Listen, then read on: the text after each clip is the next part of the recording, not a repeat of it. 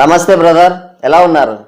God of masses Nandamuri Balakrishna present full స్వింగ్లో ఉన్నాడు. ఆయన ఎటు చూసినా కూడా హ్యాట్రిక్ విజయాలతో విజయ్ దుందుబి మోగిస్తున్నాడు. బ్యాక్ టు బ్యాక్ బ్లాక్ బస్టర్లతో దుమ్ము లేపుతున్నాడు. వరుసగా అఖండ, వీరసింహారెడ్డి, భగవంత్ కేసరి, డాకు మహారాజ్ ఈ 4 సినిమాలతో 4 సార్లు 100 కోట్ల సినిమాలు అందించి ఇండస్ట్రీని షేక్ చేశాడు. 60+ ఏజ్లో కూడా ఆయన స్పీడుని, ఆయన జోరుని, ఆయన హోరుని, ఆయన హిస్టైక్ని అందుకోవడం అటు సీనియర్ హీరోస్కే కాదు, ఇటు యంగ్ హీరోస్కి సైతం సాధ్యం కావడం లేదు. బ్యాక్ టు బ్యాక్ 4 100 కోట్ల సినిమాలు ఇచ్చేశాడు. మొన్నటి వరకు అన్ని ఫ్లాప్సే, మొత్తం బ్యాక్ టు బ్యాక్ ఫ్లాప్స్ ఇచ్చేశాడు బాలకృష్ణ. కానీ ఇప్పుడు చూస్తే 100% సక్సెస్ రేట్తో దూసుకుపోతున్నాడు. బ్యాక్ టు బ్యాక్ బ్లాక్ బస్టర్లు ఇచ్చాడు ఇండస్ట్రీకి. దీనికి కారణం ఏంటంటే ఏజ్కి తగ్గ క్యారెక్టర్లు వేయడం, డిఫరెంట్ సబ్జెక్ట్ని అటెంప్ట్ చేస్తూనే డిఫరెంట్ క్యారెక్టర్స్తో ఎప్పటికప్పుడు ఆడియన్స్ని మెస్మరైజ్ చేస్తున్నాడు. అందుకనే అటు నిర్మాతలకి ఇటు ఆడియన్స్కి ఇద్దరికి కూడా మినిమం గ్యారంటీ హీరోగా మిగిలిపోయాడు బాలకృష్ణ. డైరెక్టర్స్ ఆయన్ని సరిగ్గా యూజ్ చేసుకోవడం వల్ల బ్యాక్ టు బ్యాక్ ఫ్లాప్స్ వచ్చిండొచ్చు. కానీ ఒకప్పుడు బాలకృష్ణ స్థాయి, ఆయన రేంజే వేరు. కంటి చూపుతో ఇండస్ట్రీని శాసించిన హీరో అయిన సమర్సింహారెడ్డి, నరసింహనాయుడు లాంటి బ్యాక్ టు బ్యాక్ ఇండస్ట్రీ హిట్లు ఇచ్చాడు ఇండస్ట్రీకి. అవి కూడా సాదాసీదా ఇండస్ట్రీ హిట్లు కాదు, తెలుగు సినిమా చరిత్రనే మార్చివేసిన ఇండస్ట్రీ హిట్లు అవి. ఆ తర్వాత అదే ట్రెండ్ని చిరంజీవి కూడా ఫాలో అయిపోయి ఇంద్ర సినిమాతో ఇంకో భారీ హిట్ ఇచ్చాడు, అది వేరే విషయం. అయితే బాలకృష్ణకు ఉన్నటువంటి మాస్ ఇమేజ్, ఆయన యాక్టింగ్ పొటెన్షియాలిటీ వేరు. దాన్ని యూజ్ చేసుకోకుండా కేవలం ఆయన మాస్ ఇమేజ్ని మాత్రమే చూసుకొని రొట్ట కథలు తీసుకొచ్చి బాలకృష్ణ ఇమేజ్ని, ఆయన స్థాయిని కూడా తగ్గించేశారు డైరెక్టర్లు. అయితే బాలకృష్ణ మాస్ పొటెన్షియాలిటీని, బాలకృష్ణ యాక్టింగ్ పొటెన్షియాలిటీని, మాస్లో ఆయనకున్న క్రేజ్కి తగ్గట్టుగా ఒక సాలిడ్ కంటెంట్తో ఒక సినిమా హిట్ పడిందంటే బాక్స్ ఆఫీస్ దగ్గర ఏ రేంజ్ హిట్ అందుకోవచ్చో అఖండ సినిమాతో ప్రూవ్ చేశాడు బోయపాటి. ఆ తర్వాత ఇక బాలకృష్ణ వెనుదిరిగి చూసుకోవాల్సిన అవసరమే లేకుండా పోయింది. బ్యాక్ టు బ్యాక్ 4 100 కోట్ల సినిమాలు ఇచ్చేశాడు. ఇక డాకు మహారాజ్ సినిమా అయితే ఈ వచ్చిన 4 సినిమాల కంటే కూడా ఆ సినిమా స్థాయి వేరు. కానీ ఆ సినిమా అనుకోకుండా కేవలం బ్లాక్ బస్టర్ దగ్గర మాత్రమే ఆగిపోయింది. ఇండస్ట్రీ హిట్ అవ్వాల్సిన సినిమా అది. చాలామంది ఆ సినిమాని థియేటర్స్లో చూడకపోవడం వల్ల, ఆ సినిమాకి సరిగ్గా ప్రమోషన్లు చేయకపోవడం వల్ల ఆ సినిమా హిట్ రేంజ్ అనేది కొంతవరకు ఆగిపోయింది. కానీ ఆ సినిమాలో ఉన్నటువంటి మ్యాటర్, ఆ సినిమాలో బాలకృష్ణ యాక్టింగ్ కానీ, ఆ డైలాగ్స్ కానీ, ఎలివేషన్స్ కానీ, మొత్తం స్టోరీ కానీ, కంటెంట్ కానీ ఆ సినిమా నెక్స్ట్ లెవెల్లో ఉంటుంది. కానీ సరైన ప్రమోషన్లు లేకపోవడం వల్ల, బ్యాడ్ టైంలో రిలీజ్ అవ్వడం వల్ల ఆ సినిమా అనుకున్న రేంజ్లో సక్సెస్ కాలేకపోయింది. ఏది ఏమైనప్పటికీ కూడా బాలకృష్ణ మాత్రం తన సూపర్ ఫామ్ని ఇంకా కొనసాగిస్తూనే ఉన్నాడు. ప్రజెంట్ అయినా అదే బోయపాటి డైరెక్షన్లో అఖండ 2 సినిమా చేస్తున్నాడు. అది ఈ సెప్టెంబర్ 25న రిలీజ్ కావాల్సింది. అయితే షూటింగ్ డిలే అవ్వడం, అలాగే విఎఫ్ఎక్స్ అండ్ గ్రాఫిక్స్ పెండింగ్ ఉండడం వల్ల ఆ సినిమాని డిసెంబర్కి పోస్ట్ పోన్ చేశారు. అఖండ పార్ట్ 1 సెన్సేషనల్ హిట్ అవ్వడంతో అఖండ సీక్వెల్ పైన భారీ హైప్ అయితే ఉంది ట్రేడ్లో. క్లాస్, మాస్, ఫ్యామిలీ అనే తేడా లేకుండా, జానర్తో సంబంధం లేకుండా ప్రతి ఒక్క సినీ ప్రేక్షకుడు కూడా ఈ సినిమా కోసం చాలా ఈగర్గా వెయిట్ చేస్తున్నారు. ఎప్పుడెప్పుడు బాలయ్య అఖండ తాండవాన్ని బిగ్ స్క్రీన్ పైన ఎంజాయ్ చేద్దామా, ఎప్పుడెప్పుడు ఎక్స్పీరియన్స్ చేద్దామని చాలా ఈగర్గా వెయిట్ చేస్తున్నారు. అయితే బాలయ్య అఖండ తాండవాన్ని చూడాలంటే డిసెంబర్ వరకు ఆగాల్సిందే. అయితే ఒక్కటి మాత్రం నిజం, ఈ సినిమా ఎప్పుడు రిలీజ్ అయినా కూడా పాన్ ఇండియన్ బాక్స్ ఆఫీస్ రికార్డులు చెల్లా చెదరవడం ఖాయం.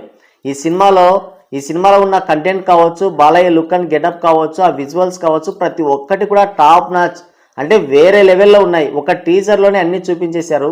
ఇంకోటి, బాలయ్యకి మాస్ ఇమేజ్, ఆయనకి మాస్లో ఉన్న ఇమేజ్ ఏ రేంజ్దో మనం ప్రత్యేకంగా చెప్పాల్సిన పని లేదు. మాస్ కమర్షియల్ మూవీస్కి కేర్ ఆఫ్ అడ్రస్ బాలకృష్ణ. అలాంటి మాస్ కమర్షియల్ మూవీకి డివోషనల్ టచ్ ఇచ్చి వదిలేస్తే ఇక ఆ ఊచకోత ఎలా ఉంటుందో మీరే అర్థం చేసుకోండి. కాబట్టి ఈ సినిమా ఎప్పుడొచ్చినా సరే పాన్ ఇండియన్ బాక్స్ ఆఫీస్ మొత్తం బాలయ్య పూనకాలతో ఊగిపోవడం ఖాయం. అయితే ఇటు బాలకృష్ణ, అటు ఎన్టీఆర్ ఇద్దరు కూడా బ్యాక్ టు బ్యాక్ విజయాలతో ఇండస్ట్రీని షేక్ చేస్తున్నారు. నందమూరి ఫ్యాన్స్ అంతా ఫుల్ ఖుషి. అటు ఎన్టీఆర్ చూసుకుంటే బ్యాక్ టు బ్యాక్ ఇప్పటికే డబుల్ హ్యాట్రిక్ విజయాలు అందించి ట్రిపుల్ హ్యాట్రిక్ వైపు దూసుకెళ్తున్నాడు. అయితే వార్ 2 సినిమా ఫ్లాప్ అయినొచ్చు, కానీ వార్ 2 సినిమా అది స్ట్రైట్ సినిమా కాదు, అందులో సోలో హీరోగా ఎన్టీఆర్ చేసిన సినిమా కాదు. కాబట్టి వార్ 2 సినిమా ఫ్లాప్ అనేది ఎన్టీఆర్కి సంబంధం లేదు. ఒకవేళ అది ఫ్లాప్ అనుకున్నా కూడా ఫ్లాప్ అనడానికి లేదు. ఎందుకంటే ఆ సినిమాని సోలోగా రిలీజ్ చేసుకున్నారు, వాళ్ళే ఓన్గా రిలీజ్ చేసుకున్నారు, వాళ్ళకి లాభాలు వచ్చాయి. కాబట్టి దాన్ని హిట్ కిందే లెక్కేసుకోవాలి. అటు చూసుకున్నా అటు, లేదంటే కనుక ఇటు చూసుకుంటే అసలు ఎన్టీఆర్కి ఆ సినిమా సంబంధమే లేదు, కాబట్టి ఆయన ఇంకా సూపర్ ఫామ్లో ఉన్నట్టే లెక్క. ఇటు చూసుకుంటే బాలకృష్ణ కూడా డబుల్ హ్యాట్రిక్ వైపు దూసుకెళ్తున్నాడు, అది కూడా పాన్ ఇండియన్ బాక్స్ ఆఫీస్ పైన గురిపెట్టాడు అఖండ 2 సినిమాతో.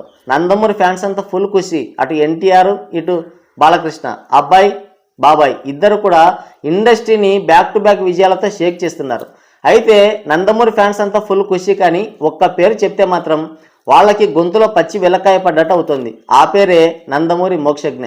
సీనియర్ ఎన్టీఆర్ గారు లేకుండా తెలుగు సినిమా చరిత్రని మనం ఊహించుకోలేము. అసలు జానపదం కావచ్చు, పౌరాణికం కావచ్చు, సాంఘికం కావచ్చు, మాస్ కమర్షియల్ ఏదైనా సరే, పాత్ర ఏదైనా, జానర్ ఏదైనా సరే, వేసిన పాత్రకి ఔన్నత్యం తెచ్చిన హీరో సీనియర్ ఎన్టీఆర్ గారు. ఏకఛత్రాధిపత్యంగా నెంబర్ 1గా ఏలారు తెలుగు సినిమా చరిత్రని. ఆయనకంటూ తెలుగు సినిమా చరిత్రలో ఒక ప్రత్యేక స్థానాన్ని సంపాదించుకున్నారు. ఆయన తర్వాత ఆయన నటవారసుడిగా ఎంట్రీ ఇచ్చిన బాలకృష్ణ ఎన్నో మరపురాని విజయాలు ఇండస్ట్రీకి అందించి ఆయన లెగసీని, నందమూరి లెగసీని ఇంకా కంటిన్యూ చేస్తున్నాడు. తెలుగు సినిమా చరిత్రకి బాలకృష్ణ నందమూరి లెగసీని కంటిన్యూ చేస్తూనే ఎన్నో మరపురాని విజయాలు అందించాడు. బ్లాక్ బస్టర్లు, ఇండస్ట్రీ హిట్లు, కల్ట్ క్లాసిక్ సినిమాలు ఎన్నో అందించాడు ఇండస్ట్రీకి. ప్రజెంట్ ఇప్పుడు ఆయన బ్యాక్ టు బ్యాక్ విజయాలతో ఫుల్ ఫామ్లోనే ఉన్నాడు. కానీ తరం మారింది, కాబట్టి ఆయన నటవారసుడు సినిమా ఇండస్ట్రీకి ఎంట్రీ ఇచ్చి నందమూరి లెగసీని కంటిన్యూ చేయాల్సిన అవసరం ఉంది. అయితే నందమూరి లెగసీని కంటిన్యూ చేయాల్సిన బాధ్యత నందమూరి మోక్షజ్ఞ పైన ఉంది. అయితే ఆయన సినిమా ఎంట్రీ మాత్రం ఒక బ్రహ్మ పదార్థంలా మారిపోయింది. మామూలుగా చూసుకుంటే సినిమా ఇండస్ట్రీలోకి ఆయన ఎంట్రీ ఎప్పుడో జరిగిపోవాల్సింది, కానీ ఇదిగో అప్పుడు, అదిగో ఇప్పుడు, ఇదిగో అప్పుడు అంటూ ఇంకా దాట వేసుకుంటూనే వెళ్ళిపోతున్నారు తప్ప ఆయన మాత్రం ఎంట్రీ ఇవ్వడం లేదు. మొన్న ప్రశాంత్ వర్మ డైరెక్షన్లో ఒక మంచి సినిమానైతే అనౌన్స్ చేశారు. దానికి సంబంధించిన కార్యక్రమాలు, పూజా కార్యక్రమాలు, ఆ తర్వాత షూటింగ్ కూడా జరిగినట్టే ఉంది. అయితే కొన్ని అనివార్య కారణాలు అంటే ఏం లేదు, ప్రశాంత్ వర్మ ముందుగా డైరెక్షన్ చేస్తానని చెప్పి మాట ఇచ్చి రెమ్యునరేషన్ కూడా తీసుకున్నాడు, సినిమా కథని చెప్పాడు. అయితే ఆ తర్వాత ఆయనకి ఏమనిపించిందో అంటే పెద్ద ఆఫర్లు రావడంతో, ప్రభాస్తో, ఆ తర్వాత కాంతారా సినిమా తీసిన రిషబ్ శెట్టితో ఆయనకు అవకాశాలు రావడంతో నందమూరి మోక్షజ్ఞకి హ్యాండ్ ఇచ్చాడు. ఒక విధంగా చూసుకుంటే అంటే ముందుగా డైరెక్షన్ చేస్తానని చెప్పి తర్వాత ఓన్లీ కథను మాత్రమే ఇస్తాను, డైరెక్షన్ నా అసిస్టెంట్ చేస్తారని చెప్పడంతో బాలకృష్ణ దబిడిదిబిడిగా వాయించినట్టు సమాచారం. అయితే ఆ సినిమా అయితే మొత్తానికి ఆగిపోయింది. ఇక ఆ తర్వాత మళ్ళీ ఉలుకు పలుకు లేకుండా మళ్ళీ యథావిధిగానే కొనసాగుతుంది నందమూరి మోక్షజ్ఞ ఎంట్రీ అనేది. అదొక బ్రహ్మ పదార్థంలా తయారైపోయింది. అయితే ఇన్ని రోజులు ఇక ఇప్పుడు ఎంట్రీ ఇస్తాడు, అప్పుడు వస్తాడు, ఈ లెగసీని కంటిన్యూ చేస్తాడని ఎదురు చూస్తున్న నందమూరి అభిమానులకు ఎప్పటికప్పుడు వాళ్ళ ఆశలపైన నీళ్లు చల్లుతూనే ఉన్నాడు నందమూరి మోక్షజ్ఞ. నీళ్లు కాదు, ఐస్ వాటరే చల్లుతున్నాడు. అయితే నందమూరి అభిమానులందరికీ ఒక గుడ్ న్యూస్, మోక్షజ్ఞ ఎంట్రీ అయితే ఖరారైపోయింది. అయితే అఫీషియల్ అనౌన్స్మెంట్ ఒక్కటే మిగిలింది. ఇప్పుడు బాలకృష్ణ మోక్షజ్ఞ కోసం ఎప్పుడో కథను సిద్ధం చేసి పెట్టుకున్నారు, అదే ఆదిత్య 999. ఆదిత్య 369 సినిమాకి సీక్వెల్గా ఆదిత్య 999 సినిమా తీయాలని ఎప్పుడు ఆయన కథను కూడా సిద్ధం చేసుకున్నారు. ఆదిత్య 369 అనేది ఒక కల్ట్ క్లాసిక్, అది ఒక డిఫరెంట్ సబ్జెక్టు. అలాంటి డిఫరెంట్ సబ్జెక్ట్కి సీక్వెల్గా ఆయన కథను రాసి పెట్టుకున్నాడు. ఆయన స్వీయ దర్శకత్వంలోనే నందమూరి మోక్షజ్ఞని సినిమా ఇండస్ట్రీకి పరిచయం చేయాలని కూడా అనుకున్నాడు. అదైతే ఇప్పటి వరకు కార్యరూపం దాల్చలేదు. కానీ ఇప్పుడు ఆ కథకి బూజు దులిపేశాడు. ప్రశాంత్ వర్మ హ్యాండ్ ఇవ్వడంతో ఇక ఈ కథనైతే పట్టాలెక్కించేసే పనిలో ఉన్నారు. రేపు దసరాకి ఈ సినిమాకి సంబంధించిన అఫీషియల్ అనౌన్స్మెంట్ అయితే రాబోతుంది ఖచ్చితంగా. అది కూడా క్రిష్ డైరెక్షన్లో ఈ సినిమా ఉండబోతుంది. ఇంకో స్పెషల్ మూమెంట్ ఏంటంటే ఈ సినిమాలో బాలకృష్ణ కూడా నటించబోతున్నాడు. ఒకేసారి ఇద్దరు నందమూరి హీరోలు బిగ్ స్క్రీన్ పైన కనిపిస్తే ఆ కిక్కే వేరు. ఎలా ఉంటుందో ఇక మీ అంచనాలకి, మీ ఊహలకి వదిలేస్తున్నాను. అయితే ఖచ్చితంగా ఈ సినిమాకి సంబంధించిన అనౌన్స్మెంట్ అయితే దసరా పండుగ రోజు అయితే వస్తుంది.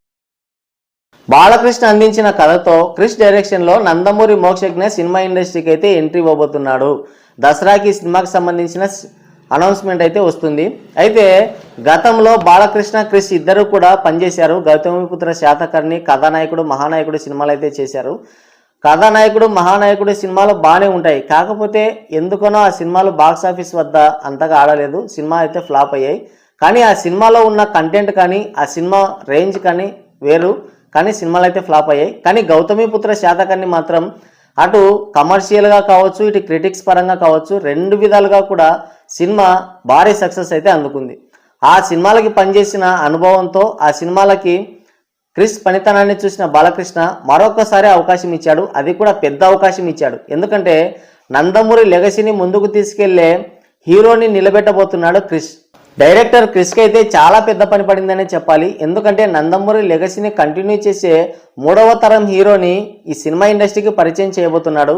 ఆయన తీసిన సినిమాల్లో ఒక గమ్యం, అలాగే గౌతమిపుత్ర శాతకర్ణి, ఇవి మాత్రమే బాక్సాఫీస్ వద్ద కమర్షియల్గా బిగ్ సక్సెస్ అయితే అందుకున్నాయి. మిగతావన్నీ కమర్షియల్గా ఫ్లాప్ అయిన సినిమాలే. అయినప్పటికీ ఇండస్ట్రీలో ఒక డైరెక్టర్గా ఆయనకంటూ ప్రత్యేక స్థానం ఉంది. ఎందుకంటే ఆయన సినిమాలో ఉన్న కంటెంట్ కానీ, ఆయన డైరెక్షన్ కానీ, ఆయన డెడికేషన్ కానీ నెక్స్ట్ లెవెల్లో ఉంటుంది. అందుకనే ఇండస్ట్రీలో ఆయనకి సినిమా ఫ్లాప్ అయినా సక్సెస్ అయినా కూడా ఆయనకంటూ ఒక ప్రత్యేక స్థానం ఉంది.